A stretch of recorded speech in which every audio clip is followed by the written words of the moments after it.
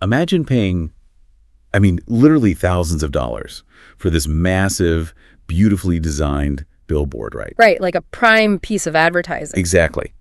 But then you find out it was placed entirely inside a closed closet. Oh, wow. Yeah, nobody is seeing that. Nobody. And the crazy thing is, in the digital marketing world, businesses are doing exactly that every single day. Yeah, they really are. They just don't know it because, well, their flashy dashboards are telling them they're winning.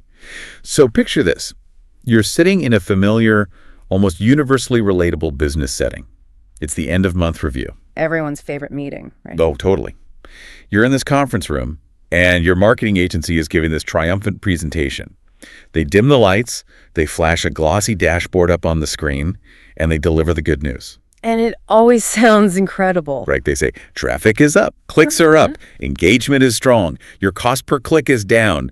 We reached thousands of people. And everyone in the room just nods along. Because it feels like progress. It gives everyone something concrete to point at. But today, we are looking past those flashy dashboards to uncover why activity is not the same thing as performance. It is a massive distinction. It is. We are doing a deep dive into the harsh realities of automotive marketing specifically. But honestly, this is a crucial lesson for anyone who wants to understand how data can be used to hide the truth. So, okay, let's unpack this. Because the reality on the showroom floor is just very, very different from the story being told on that screen. It is a completely different reality. To understand why there is such a massive disconnect, we first have to demystify what a click actually is. Right, which seems basic, but it's really not. Exactly, because a click is simply a digital action. It's literally just a screen tap. That is it. Just a tap. Just a tap. It does not equal a customer. It does not equal intent. And it certainly, does not equal a deal. A click is not a phone call or a showroom visit. But agencies treat it like it is. Oh, they absolutely do. So much of the marketing world builds its entire value proposition around making those raw clicks look like success. But think about the reality of running a business. A dealership cannot pay its sales commissions with engagement. Yeah, the bank doesn't accept engagement. Right. You cannot pay for the cars sitting on your lot, what the industry calls floor planning, with digital impressions. And you certainly cannot make payroll just because a campaign got a cheap cost per click. Right. The store needs buyers with a real reason to buy, not just, digital screen taps. Wait, so if clicks do not actually pay the bills, why is the entire industry so addicted to them? Like, why is the click the centerpiece of every single marketing meeting? Well, because the click is the easiest thing to sell. Oh, interesting. Think about it from the agency's perspective. Clicks are incredibly easy to measure, they're easy to report, and they make a campaign look, incredibly busy and powerful. All about looking busy, right? Exactly. When a vendor walks in and says, hey, we drove 8,000 clicks this month and generated 150,000 impressions. That sounds like undeniable value. It sounds amazing. But this reliance on vanity metrics creates what is essentially a dashboard shield. A dashboard shield. I like that. Yeah, it protects the agency because as long as the numbers on the dashboard are going up, the agency feels totally safe from criticism. And behind that shield, they get to avoid the genuinely tough question. Oh, I hate the tough questions. Right, the questions that actually connect the marketing effort to the showroom floor. Like, how many of those thousands of clicks became real reachable leads? Yes. How many of those people actually had a vehicle they needed to trade in? How many booked an appointment? And the most brutal reality check of all, which is, how many of those customers even remembered clicking the ad by the time someone from the dealership actually called them? That happens all the time. And those questions are terrifying for an agency that only optimizes for top-of-funnel traffic. Because it exposes them. Exactly. Answering them exposes whether the marketing is creating genuine opportunity or just frantic, completely useless activity. Hold on, though. I have to push back a little here. Okay, go for it. You can't sell a car to an empty room, right? Isn't getting eyeballs on the site the whole point of marketing? Even if only 1% of those clicks buy, shouldn't we celebrate the digital foot traffic? Well, It sounds to me like a restaurant owner celebrating that 10,000 people walked past their window. Sure, they haven't bought a burger yet, but isn't a busy sidewalk better than an empty street? it is better, but only if those people actually have an interest in eating. Ah, Okay. What's fascinating here is how that exact mentality creates false confidence. Let's stick with your restaurant analogy. Sure. If the street outside is completely empty, I mean, zero clicks, the owner knows immediately that the business is broken. They know they have to change their strategy right now. Right. There's no illusion. Exactly. But if there are 10,000 people walking by, maybe glancing at the window, the owner thinks, wow, we are really busy. We just need to wait for them to come in. So they do nothing. They do nothing.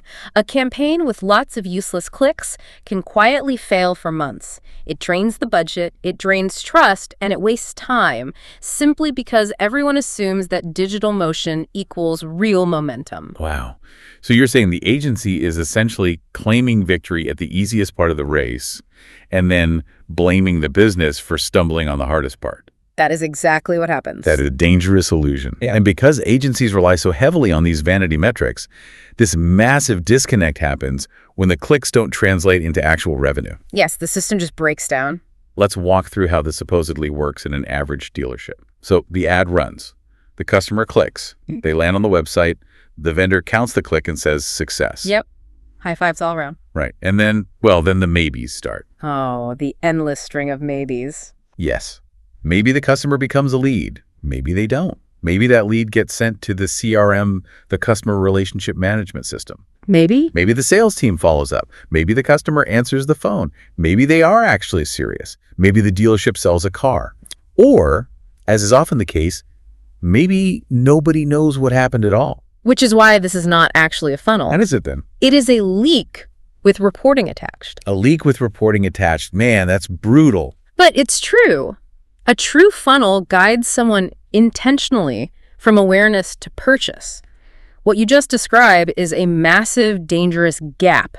The agency claims total success for the top of funnel traffic, but then hands off this raw, unqualified activity to the dealership. Leaving them entirely responsible for turning it into revenue. Exactly, and that creates a ton of friction. Which leads right into the absurdity of the blame game, because from the sources we're looking at for this deep dive, it's just endless finger pointing. Oh. The agency says, hey, we got you the clicks, look at the dashboard. The dealer says, yeah, but these clicks aren't selling cars. Right. So the agency deflects. They blame the sales process. Or the website. Right. They blame the website. They blame the BDC, the Business Development Center, which is, that dedicated team sitting in a room actually dialing the phones, trying to chase down these leads. Right. Doing the hard work. Or they just blame the market. Everyone is pointing fingers at everyone else. Meanwhile, the CRM is just filling up with weak opportunities, and the dealer is footing the bill. It is a classic misdirection. Look, while it is true that sometimes the sales team is at fault for poor follow-up, that does happen. A true marketing partner has to take responsibility for the entire path to purchase. It can't just end at the click. Exactly. If the ads are driving the wrong people to the site, that is a marketing problem. If the landing page does not match the promise made in the ad, that is a marketing problem. If the campaign creates bad expectations, so the customer is completely confused when the BDC rep calls them, that is a marketing problem, not a sales problem. An agency cannot celebrate the click and then suddenly disappear when that click fails to turn into a customer. Right. Okay, so the funnel is broken, the agencies are deflecting blame, and the CRM is full of garbage leads. Let's look at why these clicks are failing so miserably in the first place. It usually comes down to the source of the traffic. Right. A big part of this comes down to how the traffic is bought, specifically this trap of the cheap click. So how exactly do ad algorithms hunt for these cheap clicks? Well, you have to think about how an algorithm actually works. Digital ad platforms are incredibly obedient. Okay, what do you mean by that? If you tell Google or Facebook that your primary goal is to get the lowest possible cost per click, or CPC, they will go out and find the people who are most likely to tap on things cheaply. Just anyone who taps. Anyone. But the people most likely to tap a screen are rarely the people most likely to buy a $50,000 vehicle. The algorithm doesn't care about intent. Wow. It finds bot traffic. It finds people playing mobile games who accidentally tap a pop-up ad trying to close it. Oh, I hate when that happens. We all do. Yeah. It finds people who just habitually click on bright colors. It finds low-intent users who click on a car ad just to see the picture with zero financial ability to ever buy it. So buying cheap clicks is basically like stuffing yourself with empty calories. That's a great way to put it. The dashboard is the scale, and the scale is telling you that you're gaining weight. It says, look, your traffic is up. But the doctor which in this case is your sales floor, is looking at your business and saying, you are completely malnourished. Yes. You're starving your business of actual nutrients, which are real, qualified buyers. So the cost per click goes down, but the quality of the traffic plummets right along with it. That is the perfect way to look at it. And it feeds directly into what we call the website traffic lie. The website traffic lie. Yeah. Agencies hide behind the sheer volume of website visitors. But a dealership website is not a digital museum. You don't want people just wandering around looking at the exhibits if they never take action. Right, you want them to buy something. But too many of these websites are built like digital brochures. You know, banners, pop-ups, chat widgets, endless inventory, but no clear path to a decision. It's overwhelming. Exactly. So the agency sends this cheap, accidental traffic, the customer browses aimlessly, leaves, and the agency reports a successful session. It's really just paid window shopping. Paid window shopping. I mean, that has to be incredibly frustrating for a business owner paying the bills. But it's not just the quality of the traffic that's the issue, right? It's the message itself. The messaging is a huge part of the problem. Because most of these ads are just incredibly generic, like shop now, truck month, inventory blowout, new arrivals. What is the psychological disconnect between the person clicking that ad and the person who is actually ready to buy a car? The disconnect is massive, mainly because buying a car is not an impulse purchase. Nobody wakes up on a Tuesday, sees a banner ad that says truck month, and accidentally buys a truck. Right, you don't just add a truck to your cart on a whim. It is a highly considered purchase. A real buyer might click 10 different ads, check their trade-in value, read reliability reviews, compare loan rates, and talk to their spouse over the course of 3 weeks before ever submitting a lead. It's a whole journey. It is. And because these ads are so generic, they create generic clicks with zero buyer motivation attached to them. There is no specific problem being solved. Yeah. A casual scroller tapping truck month while waiting in line for coffee is a fundamentally different human being than someone actively calculating whether they can lower their monthly payment by trading in their current lease. That makes total sense. So if these generic clicks provide zero value, where should a dealership actually look to find the truth about their marketing? If the dashboard is lying to them, who is telling the truth? They need to leave the conference room and walk right onto the sales floor. The sales floor. Yes.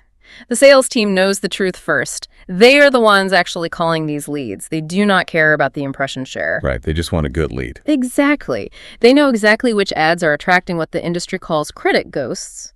You know, people who apply for loans but have completely non-existent or terrible credit histories. Oh, wow. They know which campaigns are bringing in people who click because they thought they want a free iPad, and they know which campaigns actually produce real shoppers worth chasing. So they see the actual humans behind the clicks. They do. If we connect this to the bigger picture, the sales floor is where marketing theory violently collides with business reality. Wait, I love that. Marketing theory colliding with business reality. So if generic ads are just generating window shoppers and credit ghosts, what does the sales team actually need to close a deal? They need conversation quality.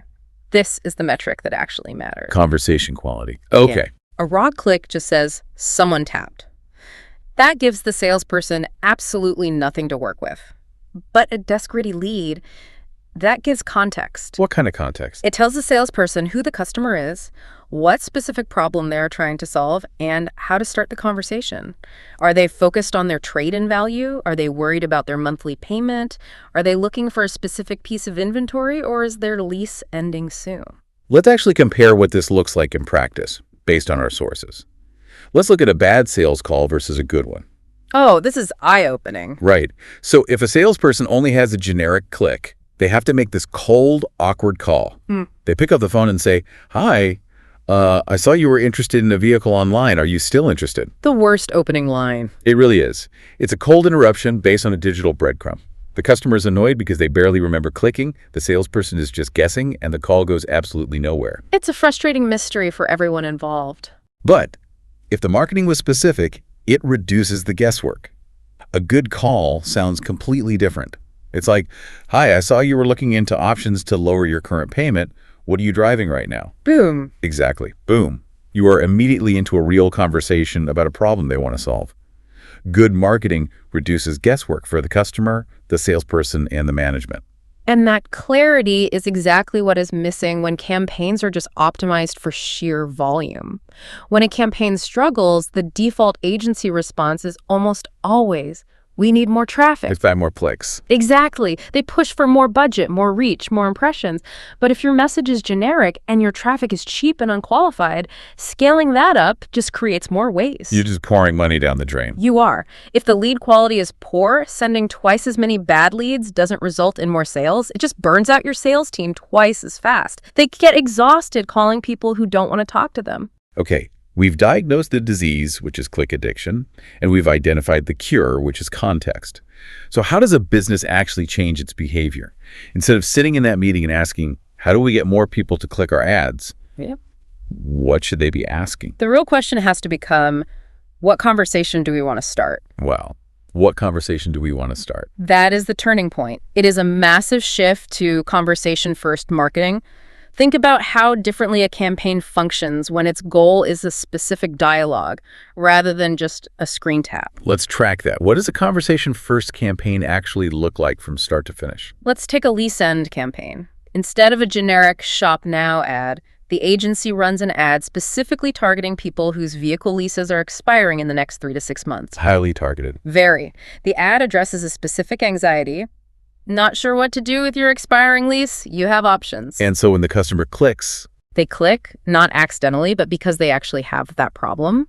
They land on a page that doesn't just show random inventory, but explains how they can buy out their lease, extend it, or trade it in. They fill out a form with their current mileage and vehicle. giving you all that context. Exactly. So when the BDC rep calls, they don't say, are you interested in a car? They say, hi, I see your lease is up in 3 months and you're slightly under your mileage limit. We can actually use that equity to lower your next payment. Have you thought about what you want to drive next? That is incredible. The marketing actually did its job. It primed the customer, provided the context, and handed the sales team a conversation they could actually win. Precisely. It shifts the agency away from just generating motion, which is all that digital noise, the cheap clicks, the empty impressions, and forces them to generate momentum. Motion versus momentum. Momentum is what actually moves a customer closer to a purchase. If the click doesn't start a conversation, it was just noise. So what does this all mean for you listening right now? It means that clicks are for dashboards, but conversations are for the showroom. The era of vanity metrics has to be over. Business reality demands outcomes, not just activity. You simply cannot deposit a click in the bank. You really can't. And I think there is a broader lesson here that extends far beyond the automotive industry. It's really a question of human behavior. How so? Well, if we know that optimizing for the easiest, cheapest digital action like a click inherently ruins the quality of the real-world result, the sale, where else in your own professional or personal life are you optimizing for cheap clicks? Oh, wow. Right. Are you measuring your own productivity by the volume of emails you send or the number of Zoom meetings you sit quietly in? Because that is just digital noise. Or are you measuring your success by the actual meaningful conversations that drive your projects, your life, and your career forward? Are you tracking activity or are you tracking performance? Are you optimizing for cheap clicks in your own life? That is a brilliant point to end on. Thank you for joining us for this deep dive. The next time you are sitting in a conference room and someone dims the lights to show you a glossy dashboard proving how much your traffic is up. Remember to look past the screen. Exactly. Demand the conversation. Keep questioning the dashboards in your own life, and we will catch you on the next deep dive.